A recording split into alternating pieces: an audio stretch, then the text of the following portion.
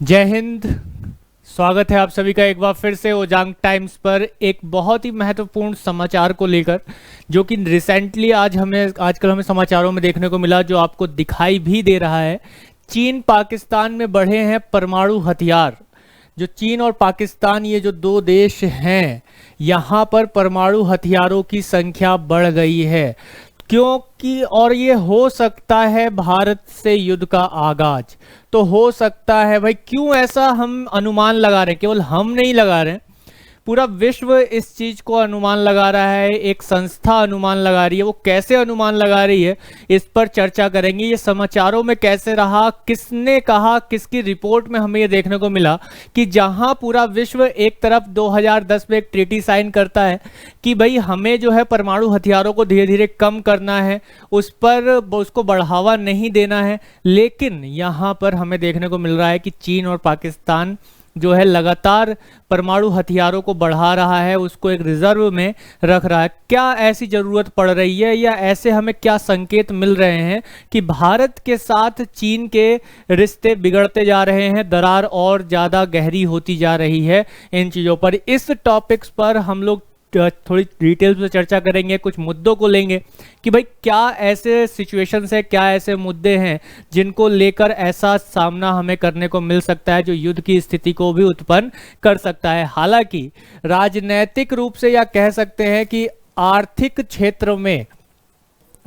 क्षेत्र में तो लगातार युद्ध की स्थिति बनी हुई है हमारी, यानी कि हम आर्थिक रूप में एक दूसरे से लड़ ही रहे हैं। भू राजनीतिक स्थान हो या फिर जियो पॉलिटिक्स की बात करें, भू राजनीतिक रूप से हो, तो इन सभी चीज़ों में अगर हम देखें तो यहाँ पर युद्ध तो चल ही रहा है। चाहे वो साउथ चाइना सी हो, हिंद महासागर का क्षेत्र हो, या प्रशांत महासागर का क्षेत्र हो, उन सभी क्षेत्रों में एक युद्ध का आगाज सा तो हमें दिखता ही है। एक युद्ध की स्थिति तो दिखाई देती ही है, क्योंकि हम जब बात करते हैं क्वाड नेशंस की, तो ये एक आर्थिक रूप से या रणनीतिक रूप से चीन को घेरने की ही बात होती है। तो चीन के क्या यहाँ पर कंसेप्ट हमें देखने को मिलते हैं? तो वहाँ आगे चलने से पहले एक सूचना आपके लिए बहुत ही महत्वपूर्ण, उन छात्रों के लिए जो चाहते हैं यूपीएससी की तैयारी को एक नई दिशा देना, एक ऐसी दिशा देना कि उनका प्रीलिम्स ना रुके, मेंस ना रुके, और वो इंटरव्यू में सेलेक्ट हो जाएं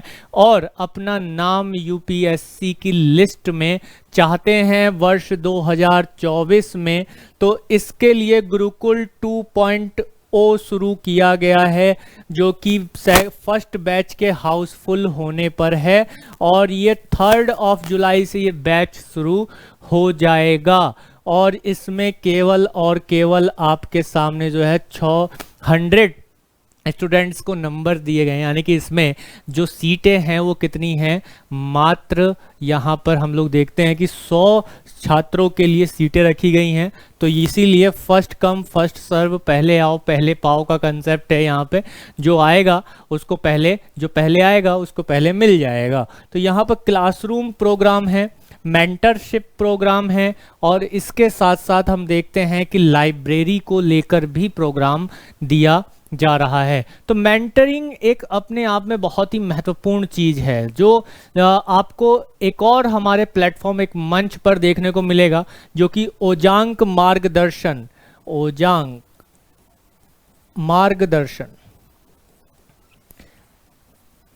मार्गदर्शन नाम का एक हमारा अलग प्लेटफॉर्म है। आप वहां जाइए, उसको सब्सक्राइब कीजिए, अपने मित्रों में भी शेयर कीजिए। आपको यूपीएससी से रिलेटेड जो भी क्वेरीज हैं, आप हमारे मेंटरशिप प्रोग्राम को वहां पर ज्वाइन कर सकते हैं। रोज शाम 4 बजे लाइव आते हैं हमारे मेंटर्स, और आपकी कुछ जो क्वेरीज हैं यहाँ लाइव चैट में, उस पर चर्चा कर लेते हैं। और इसके अलावा एक गूगल फॉर्म आपको वहाँ पर मिलेगा कमेंट बॉक्स में, और उसको आप फिलअप करके ओजांग मार्गदर्शन में आप मार्गदर्शन भी पा सकते हैं। इसके अलावा आपको पर्सनल मेंटरशिप यहाँ गुरुकुल में तो मिलेगी ही मिलेगी, जो गुरुकुल में एडमिशन ले रहे हैं, जो कि बहुत जरूरी है। एक मार्गदर्शक का होना आपके जीवन में बहुत ही ज़्यादा जरूरी है। तो इस गुरुकुल में जो हम देखते हैं कि स्वयं एक मार्गदर्शक के रूप में, यानी गुरुकुल में एक शीर्ष गुरु होते हैं, और उस शीर्ष गुरु के रूप में यहाँ पर ओजांग सर हैं, जो इस गुरुकुल के द्रोणाचार्य प्राचार्य के रूप में हैं। तो यहाँ पर हम देखें तो काउंसलिंग ओजांग सर के साथ यहाँ पर हो रही है, जिसके लिए आप इन पर कॉल कर सकते हैं इन नंबर्स पर, और फर्दर जानकारी भी आप यहाँ पर ले सकते हैं। आपको कुछ नंबर्स यहाँ पर प्रोवाइड कराए ही जा रहे हैं जिस पर आप कॉल करके सारी जानकारी ले सकते हैं। तो चलिए हम बढ़ते हैं अपने उस ज्वलंत मुद्दे की ओर जो हमारा चल रहा है। तो भाई अभी हाल ही में जो एक समाचार आया, वो समाचार क्या था कि आखिरी भारतीय पत्रकार जून तक खत्म होने से पहले चीन छोड़ने के लिए कहा गया। कि जो चीन में देखिए क्या होता है कि अलग अलग देशों में, जैसे चीन है, पाकिस्तान है या यूएसए है, इन सब देशों में, सभी देशों के, या हम भारत की बात करें, इंडिया की बात करें, तो इंडिया के पत्रकार होते हैं जो वहाँ पर घटित होने वाले समाचारों को यहाँ पर वो टेलीकास्ट करते हैं, यहाँ पर देते हैं। इसी तरीके से अन्य सभी विश्व के देशों के पत्रकार भारत में रहते हैं, जो कि भारत में उनसे होने वाले रिलेशन पर चर्चा करते हैं, या उनसे जो भी न्यूज़ होती है उसको वो उन देशों में भेजते हैं। तो अब क्या हुआ कि यहाँ पर आखिरी जो भारतीय पत्रकार है, आखिरी भारतीय पत्रकार, ये देखिए अभी मैं बताऊंगा कि कितने बड़े बड़े न्यूज़ हाउसेस के जो पत्रकार हैं वो पहले ही वहाँ से चले आए हैं। तो चीन ने उनको, या चीन जो देश है वहाँ की सरकार ने उनको देश छोड़ने के लिए अल्टीमेटम दे दिया था पहले ही, और जो आखिरी पत्रकार, भारतीय पत्रकार होंगे, वो जून के खत्म होने से पहले, यानी ये जो मंथ हमारा चल रहा है जून का, इसके खत्म होने से पहले पहले वो भारत लौट आएंगे। तो चीनी अधिकारियों ने प्रेस ट्रस्ट ऑफ इंडिया के रिपोर्टर, तो किसके हैं ये, पीटीआई, जो कि भारत का एक संस्था है, प्रेस ट्रस्ट ऑफ इंडिया, इसको देश छोड़ने के निर्देश यहाँ पर दे दिए हैं। इससे पहले अगर देखा जाए तो हिंदुस्तान में लौटने के वाले जो पत्रकार रहे वो अलग अलग समाचार पत्र या अलग अलग मीडिया हाउसेस से यहाँ पर हमें देखने को मिले। तो यहाँ पर दूसरी जो सबसे बड़ी अर्थव्यवस्था है चीन से, भारतीय मीडिया की जो हाजिरी है वो पूरी तरीके से अब यहाँ पर ख़त्म हो जाएगी इस पत्रकार के वापस आने से। यानी कि हम एक तरीके से कह सकते हैं कि हमारे पत्रकारों द्वारा चीन से संबंधित जो समाचार हमें मिल रहे थे वो नहीं मिलेंगे। अब जो भी समाचार है वो उनके न्यूज़ चैनल से हमें देखने को मिलेंगे। और हम सभी जानते हैं कि चाइना, जो कि एक कम्युनिस्ट विचारधारा वाला देश है, वो वहाँ का जो समाचार पत्र भी है या जो न्यूज़ है वो स्वतंत्र नहीं है, मीडिया हाउस स्वतंत्र नहीं है। जैसा वहाँ की सरकार कहती है वैसा ही वो समाचार दिखाते हैं। तो यहाँ पर हमें जो एक भारतीय मीडिया है उसकी भी जानकारी, उसकी उपस्थिति खत्म हो जाएगी चाइना से। अब चाइना से उसकी स्थिति के खत्म होने के पीछे अगर हम देखें तो एक कारण हमें दिखाई देता है, चीन और भारत जैसे को तैसा की प्रक्रिया अपनाते हुए यहाँ पर काम कर रहे हैं। क्यों? क्योंकि ये एक दूसरे के पत्रकारों को अपने अपने मुल्क से बाहर निकाल रहे हैं, अपने अपने देश से इनको बाहर ये निकाल रहे हैं, निकाल के बाहर फेंक रहे हैं कि भाई जाओ तुम यहाँ से निकल जाओ। ठीक है, तो एक अंदेशा यहाँ से लग रहा है कि कहीं ना कहीं जो मीडिया है दोनों देशों की वो एक दूसरे के देशों से बाहर निकल रहे हैं। यानी जैसे को तैसा चीन ने निकाला तो भारत ने चीनी मीडिया को भी अपने यहाँ क्या कर दिया भाई, बैन कर दिया कि जैसे को तैसा। भाई हम क्यों करें, कब तक टॉलरेट करें, कब तक जो है हम पड़ोसियों का कूड़ा अपने यहाँ अपने प्लॉट में डालने दें, है ना। होता है ना, एक पड़ोसी होता है, उसमें एक बड़ा ही गंदी आदत होता है, वो आपका घर बराबर में होगा, झाड़ू लगाएगा और आपके घर में कचरा डाल देगा। चलो भाई हम देखते हैं कि चलिए कोनो दिक्कत नहीं है, भैया अपना पड़ोसी ही तो है, काम कर रहा है, आगे बढ़ रहा है, कोई दिक्कत नहीं है, चलने दीजिए, हम साफ कर लेंगे। लेकिन कब तक, यहाँ पर प्रश्न आता है कब तक। तो भाई ये जब चीन हमारे जो मीडिया हाउसेस है, हमारे पत्रकारों को कोई सुरक्षा नहीं दे रहा है, वहाँ से भगा रहा है, तो हम काहे उसके पत्रकारों को अपने यहाँ रखें, है ना। माना हम स्वतंत्र हैं, स्वतंत्र देश हैं, लिबरल हैं, उदारवादी देश हैं, लेकिन इतना भी उदारवादी होना जरूरी नहीं है। तो जिससे जो एशियाई जो आर्थिक महाशक्तियां हैं, तो एशिया में दो ही महाशक्तियां हैं जो आर्थिक रूप से देखी जाती हैं, एक भारत और एक चीन। तो जो चीन और भारत हैं इनके बीच का जो दरार है वो गहरा गया। तो एक जो कंसेप्ट है यहाँ पर युद्ध का आगाज, चाहे वो आर्थिक आधार पर हो या जमीनी आधार पर हो, वो कैसे हो रहा है भैया, वो यहाँ पर हमें देखने को मिला कि पत्रकारों के उससे हमें देखने को मिल रहा है कि पत्रकारों को एक दूसरे के देश से भगा दिया जा रहा है। अब यहीं देखिए हिंदुस्तान टाइम्स और एक सरकारी चैनल है प्रसार भारती, इसको कौन नहीं जानता है। प्रसार भारती कौन है, तो भारत सरकार का सरकारी चैनल है, ठीक है। एक समाचार पत्र द हिंदू, भाई द हिंदू को कौन लड़का नहीं जानता है, भाई कौन नहीं जानता है, क्योंकि भैया जब यूपीएससी पढ़ा जाता है, यूपीएससी के लिए पढ़ा जाता है, तो द हिंदू तो ये समझ लीजिए कि एक बहुत ही पवित्र ग्रंथ है जो रोज आता है उसके पास। तो इसके पत्रकारों को भी अप्रैल में ही चीन ने वीजा के नवीकरण के लिए मना, रिन्यूअल करने से मना कर दिया था। तो हम क्यों करें इस चीज को लेकर। अब इसके साथ ही एक और रिपोर्ट आई, देखिए एक फर्स्ट रिपोर्ट, अब आप लोगों को यहाँ पर पता चल जाना चाहिए कि भाई कैसे युद्ध का स्थिति क्रिएट हो सकता है, चाहे आर्थिक हो, राजनीतिक हो या भू राजनीतिक रूप से हो या जमीनी स्तर पर हो। देखिए Stockholm International Peace Research Institute, जिसे सिप्री के नाम से जाना जाता है, इसके जो डायरेक्टर हैं डैन स्मिथ, इसके डायरेक्टर कौन हैं, डैन स्मिथ हैं। इन्होंने कहा स्टॉक पाइल में चीन के पास परमाणु हथियारों की तादाद बढ़ गई है। किसमें, स्टॉक पाइल में। अब ये स्टॉक पाइल क्या होता है, देखिए सीधा सा कंसेप्ट है। स्टॉक पाइल क्या होता है कि आप महीने का एक राशन खरीदते हैं, उसमें जितना ज़रूरत होता है उससे ज़्यादा खरीदने की कोशिश करते हैं कि भाई अगर बीच में इमरजेंसी आ गई तो आप उसका इस्तेमाल कर सकते हैं, उस एक्स्ट्रा स्टॉक का इस्तेमाल कर सकते हैं। तो यहाँ पर Stockholm International Peace Research Institute का काम यही है कि भाई वो दुनिया भर में जो हथियार हैं ना उसको लेकर वो एक रिसर्च जारी करती है। तो यहाँ पर हमें ये क्या रिसर्च देखने को मिलता है, यहाँ पर हमें यही रिसर्च देखने को मिलता है कि चीन के पास स्टॉक पाइल में परमाणु हथियारों की संख्या बढ़ रही है। ठीक है, अब ये स्टॉक पाइल होता क्या है, इस चीज को समझिए। स्टॉक पाइल वे परमाणु हथियार हैं जो इस्तेमाल के लिए तैयार हैं और उनकी तादाद बढ़ने लगी है, उनकी तादाद बढ़ने लगी है। तो ये कहाँ पर, चीन में। ठीक है, चीन में इनकी तादाद जो है बड़े पैमाने पर बढ़ रही है।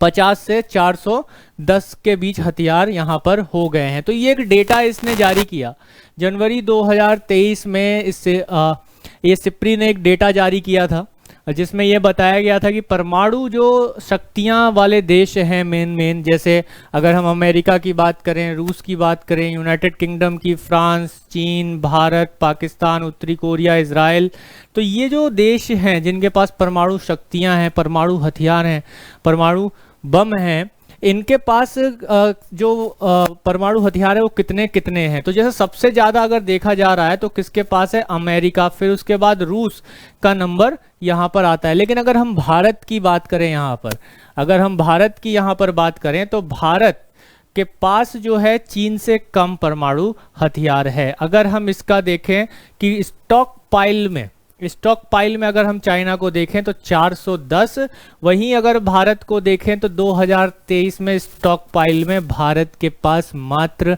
164 परमाणु हथियार हैं। लेकिन यहाँ पर चीन को हमेशा एक बात का डर लगा रहता है। क्या डर लगा रहता है और क्या बात कहता है कि भाई जो भारत है वो हमको गलत नॉलेज दे रहा है, यानी दुनिया को गलत नॉलेज दे रहा है, गलत जानकारी दे रहा है कि तो भारत के पास ज़्यादा एटॉमिक बॉम्ब है लेकिन वो जानकारी बहुत कम दे रहा है, ऐसा चाइना हम पर आरोप लगाता रहता है। तो हम ये कहते हैं रे चोट्टा, तुम्हारे पास ज़्यादा है, तुम्हारे पास ज़्यादा है तो दिखा रहे हो, काहे कि तुम शांति नहीं चाहते हो विश्व में। हम लोग तो शुरू से ही वसुदैव कुटुंबकम कहते हुए आ रहे हैं, विश्व में शांति की बात करते हैं, विश्व का कल्याण हो ऐसे शब्दों का इस्तेमाल करते हैं, इन सब चीज़ों की बात करते हैं। तो जो छोटा आदमी है वो हमको बता रहा है कि हम लोग झूठ बोल रहे हैं। जो सत्यमेव जयते हम अपने नेशनल राष्ट्रीय चिन्ह के नीचे लिखते हैं, पूरे विश्व को सत्यमेव जयते यानी सत्य की हमेशा विजय हो, जय हो, ये भी बातों को समझाते हैं, वो हमको बता रहा है, हमको सच बता रहा है। हमको बता रहा है। देखिए हम तो शांति पे चलने वाले हैं भाई, हमने परमाणु का विकास भी इस वजह से किया, शांति उद्देश्य के लिए किया। जब पहली बार परमाणु परीक्षण किया गया इंदिरा गांधी जी के टाइम में, और फिर दूसरी बार अटल बिहारी वाजपेयी जी के टाइम पर किया गया, तो हमने विश्व को एक ही संदेश दिया कि भाई हमको जो है युद्ध में इसका इस्तेमाल नहीं करना है। हमको कहाँ इस्तेमाल करना है? हम केवल शांति के लिए इस्तेमाल करना चाहते हैं। किसके लिए?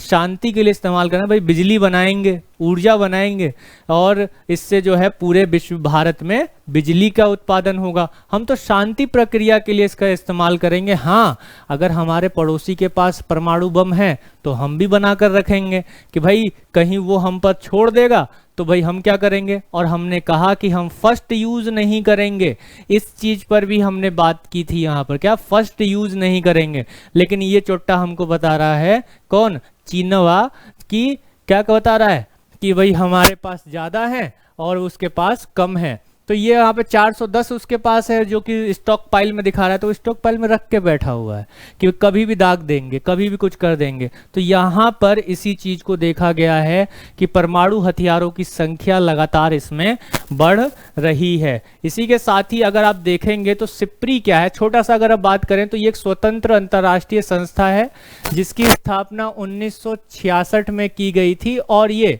युद्ध के समय जो सामग्री है, हथियार है, और जो परमाणु निशस्त्रीकरण है, यानी परमाणु बम जो हैं या हथियारों को जो है खत्म करने की बात करता है ये विश्व से, ताकि विश्व में शांति व्यवस्था स्थापित हो सके। भाई आपस में अब देशों की एक बाउंड्री तय हो गई है, और आपस में बैठिए, बात कीजिए, व्यापार कीजिए, लेन देन कीजिए, पैसा कमाइए, आगे बढ़िए, विकास कीजिए, डेवलपमेंट कीजिए।